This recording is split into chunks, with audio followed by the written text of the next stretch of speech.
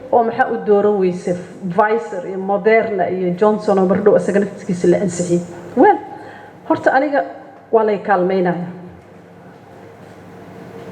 codsiga markaan bilaabaynay iyo wada hadalka waxaana loo soo bandhigay Pfizer Moderna iyo AstraZeneca Oxford kan hadda anaga aan qaadanay oo aan rajaynaa idinkan inaa wada qaadatiin AstraZeneca Oxford waxaan ku dooranay waa talaalka ilmaheena aan talaalno hadda aan ku hayno cold chain-ka xamar jajab meel walbana lagu hayn karo waxaa lagu hayaa +2 ilaa iyo +8 degrees Pfizer aad u qaali u yahay midda kale -70 degrees lagu hayaa magaalada -70 degrees meel lagu hayn karo ma jirtaa iskaba dhaaf in diyaarad la saaro Jubbaland la geeyo Gada la geeyo Hirshabelle la geeyo Garowe la geeyo ma aha meelaas sodomeeya xarun caafimaad degmooyina la sii geynaa oo noo yaala cold chain-kii ilmaha lagu talaalay taasaa horta nagu qasabtay inaan qaadano marka labaad annaga waxaan rabnaa waxaana la siinaa inaan dadka dhan wada gaarsiino hadda talaalka waxaa ka taagan xoogaa muran dad walwal yar ma aha idinka iyo dadka bannaanka laakiin shaqaalihii caafimaadka loogu talagalay naftirkeeda in la siiya qaarkood weli aanan qanacsanayn oon rabnaa hadda inaan ku qasabno isbitaalada weliba isbitaalada dowladdan ka adagnahay inaan dhahno miimaanays ma soo shaqogelaysid dadaan kugu bedelaynaa haddii kaleeto waa inaad qaadata sababta marka horeeto wax shartooda aan ka waswasayna ummadda uma qaadileen ummadda u dadaalnay oo aan u raadinay oo aan u baryo tagnawa sababta aan isugu bilaabayna waxaa waaye in ummadeenna aan tuso bilaa calaykum ma aqbalaayo mana samaynayo hooyaan ahay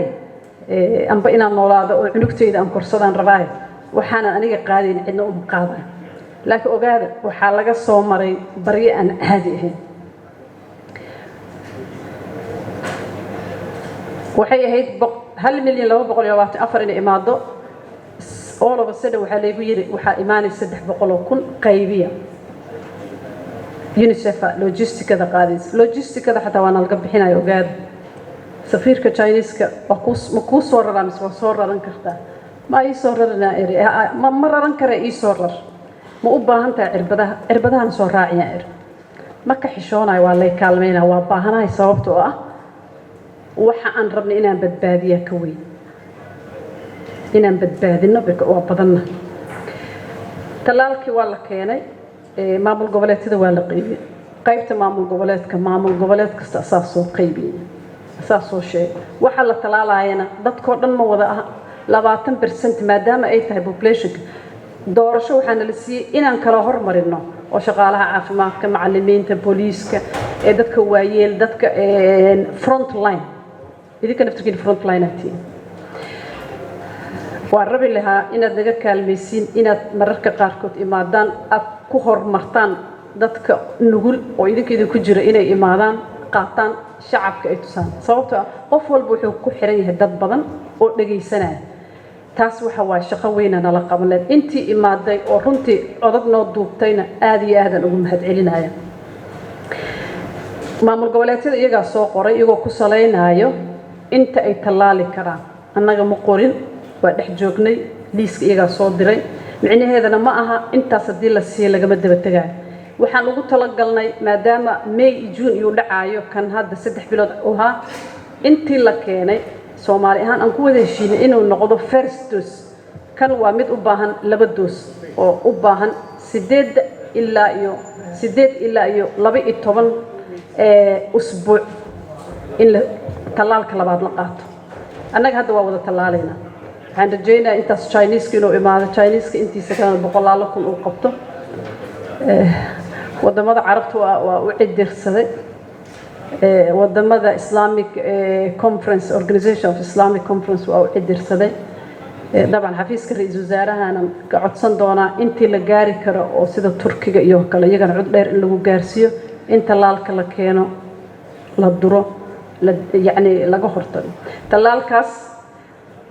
haddii xataa ay dhacdo qofka in cudurka uu ku dhaco la qadar Allah waa wax u qabanaya sida hergabo kale sida naloo sheego qubaraa ka shaqaysay waxaan nasiib u leenahay laba nin oo Soomaali ah oo qubaraa ah oo dadkaas la shaqeeyay oo si fiican u yaqaan inaan engage gareeyo saaxiibanahay ay nagala shaqeynayeen 3 bilood waxaan annaga kaliya go'aan gaarnay maaha waxaan aad ugu taxadirnay waay waxaan annaga soo istaagnay oo aan life isugu durnay waxa waa inaan dadka ka qancino in la qaadashada ay tahay wax muhiim ka hortagga wuxuu ka fiican yahay gadaalka orodka iyo daaweyska magaaladan allah ilaahay ma dhaho halkii qof afar uu sii qaadsiina afarta mid hadduu afar sii qaadsiin milyan waxay tagaysaa inay waqti aad u yar isbitaaladeenana waa aragnay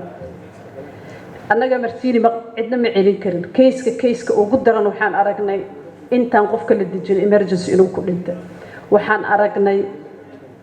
ICU-da markii la gelinayo qof mayd in loo keeno isbitaalada private-ka aan lahayn waa idin baryaynaa haddii aad aragtaan qofka aad qabataan calaamadii haddaa ka dareentaan annaga u imaanayna ka qaadayna tijaabada hadduu positive yahay qofkii daawooyinka waa lala dadaalayaa isbitaalkii ma dhahaynin martiini hal yimaado meel allaale rug caafimaad u tegi karo iyo takhtarku u tegi karo ha tago taas waxay taxadar in qofka haaya aan ku kaalmayno xitaa dharkii wixii la gashanayo aanan dayicin laakiin at least la isku dayo qofka in la badbaadiyo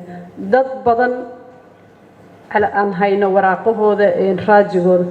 sanbabadii aad u dilay sanbabada mar hadduu dilana qofka neefta ma qaadanayo si kastoo la yeelana ilaahay hadduu u qadaray waa dhimanaya marka dadaalka ilaahana faray waa muhiim inaan dadaalno aan ugu talagalnay annagana in ma aragtay wacyigelintaas kor aan u qaadno laakiin waa wax loo baahan yahay bulshadoo dhan wasaaradda caafimaadka meeshaas hadday soo istaagto galab walba wax ay sheegto waa caadaysanayaan laakiin bulshadoo dhan markay kacdo waxaa jiraya walwal zaa'id ah waxaa jiraya taxadar zaa'id ah haddaan annaga kala dheeraano annaga hadday gacmo dhaqeenna bato haddii annaga aan shirarka yarayno waana lagu dayanaya ani waa ku faraxsanaa in la yidhaaho kommentiyada aan maqlaay markaan isduray wasiiradda hadday sii noolaato 7 beri anna waa istalaala waa ku faraxsanahay sababtoo alxamdulillah tijaabo way soo ma diyaar ahay waa istijaabiye adiga qaado laakiin marka idinka naga kaalmeeya haddii ay wax su'aalo jiraan gudoomiye mar raba hadalka inaan ku dheeraado warbixinta intaas aan siinaa laakiin xamar uu ka yaraaday gobolka banaadir micnaheeda ma aha cudurka waa dhamaaday Soomaaliland aad u haya Puntland waa galay Jubbaland waa galay Hirshabeelle waa galay taxadarka waa loo baahan yahay aad iyo aad in looga taxadaro wax allaala oo means ama hab aan haysanaa ugu hortagi karnaan aan ka wada taxadirno. Assalaamu calaykum waraxmatullaahi wabarakaatuh.